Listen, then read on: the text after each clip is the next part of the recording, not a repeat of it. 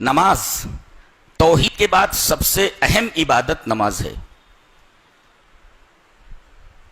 اگر کوئی آدمی نماز پڑھتا ہے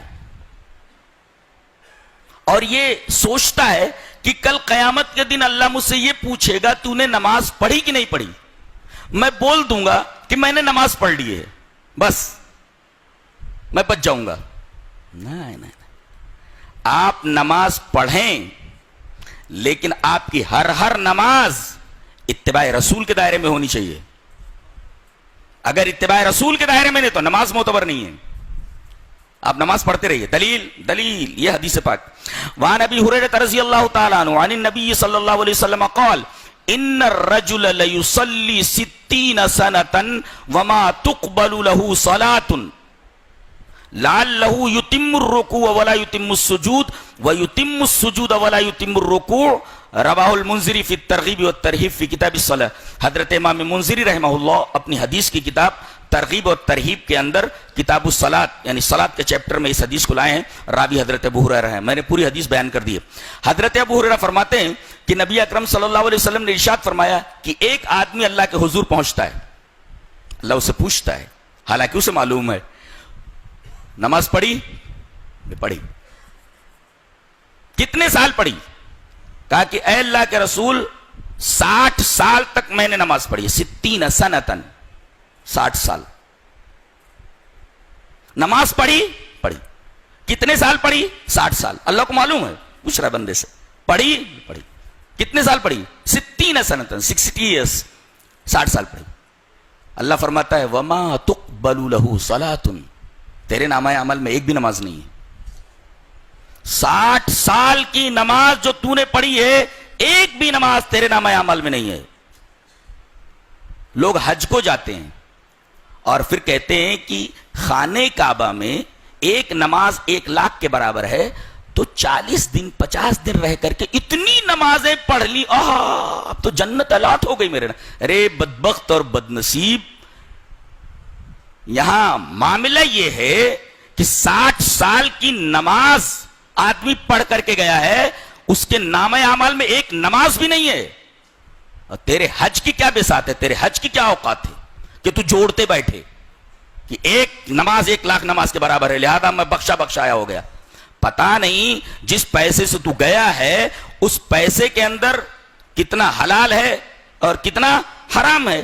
تو نے کتنے ارکان اپنی مرضی سے ادا کیے ہیں, جہالت سے ادا کیے ہیں, اور کتنے ارکان تو نے اتباع رسول کے دائرے میں نہیں کیے ہیں, تو تیرا حج کیسے ہوا؟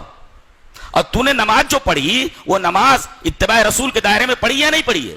یہاں تو ایک آدمی 60 سال کی نمازیں پڑھ کر کے گیا ہے, اور نبی اکرم صلی اللہ علیہ وسلم فرما رہے کہ اللہ یہ فرماتا ہے کہ تیری ایک بھی نماز قبول نہیں ہوئی, تیرے نامہ اعمال میں ایک بھی نماز نہیں ہے.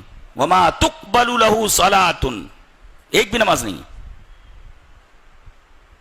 کتنی خطرناک قسم کی حدیث ہے یہ.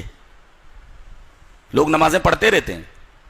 تو اگر آدمی نماز پڑھتا ہے, ایک توحید کے بعد بہترین عمل ہے اور سب سے اونچا عمل ہے, مگر یہ عمل اگر سنت کے دائرے میں نہیں کیا گیا ہے, اتباع رسول کے دائرے میں نہیں کیا گیا ہے, تو یہ عادت ہے, اٹھک بیٹھک ہے, نماز نہیں ہے. اس لیے کہ جو چیز اتباع رسول, جو عمل اتباع رسول کے دائرے میں نہ کیا گیا ہو وہ عادت بن جاتا ہے, عبادت نہیں بنتا. دیکھو 60 سال کی نماز لے کر کے گیا, نامہ عمل میں ایک بھی نماز نہیں ہے. اللہ, یہ حدیث ہمیں ہلا دینے کے لیے کافی ہے. نماز کیسی پڑھنا بتایا گیا. حدیث اس طرح. وعن ابی قلابۃ حدثنا ابو سلیمان مالک بن الحویرث قال قال لنا رسول اللہ صلی اللہ علیہ وسلم صلوا كما رأيتموني اصلي فاذا حضرت الصلاة فليؤذن لكم احدكم وليؤمكم اکبركم. رواہ البیہقی فی السنن الکبری فی کتاب الصلاۃ. حضرت امام بیہقی رحمہ اللہ اس حدیث کو ایسے ہی سنن کبری بیہقی کے اندر لائے. راوی حضرت مالک بن حویرث, وہ فرماتے ہیں کہ نبی اکرم صلی اللہ علیہ وسلم نے ہم تمام صحابہ کرام سے یہ کہا کہ تم لوگ نماز اس طرح پڑھو جس طرح تم مجھے نماز پڑھتے ہوئے دیکھتے ہو. پتہ یہ چلا کہ یہ آدمی جو 60 سال کی نماز پڑھ کر کے گیا ہے، یہ نماز اس نے نبی کریم صلی اللہ علیہ وسلم کی نماز کی طرح نہیں ادا کی ہے. نبی نے فرمایا تم لوگ نماز اس طرح پڑھو جس طرح تم مجھے نماز پڑھتے ہوئے دیکھتے ہو. اگر اس طرح تم نے نماز پڑھی ہے تو تمہارا یہ عمل، تمہاری یہ نماز مقبول عند اللہ ہے. اور اگر تم نے اپنے طریقے پر، یہ حنفی نماز ہے، یہ مالکی نماز ہے، یہ شافعی نماز ہے، یہ فلاں شخصیت کے طریقے پر پڑھی ہوئی نماز ہے، کسی بھی طریقے سے نماز پڑھ کر کے گیا آدمی کوئی بھی نماز معتبر نہیں ہے، الا یہ کہ اس نے نماز جناب محمد رسول اللہ صلی اللہ علیہ وسلم کے طریقے پر پڑھی ہو، جس کا نام اتباع رسول ہے.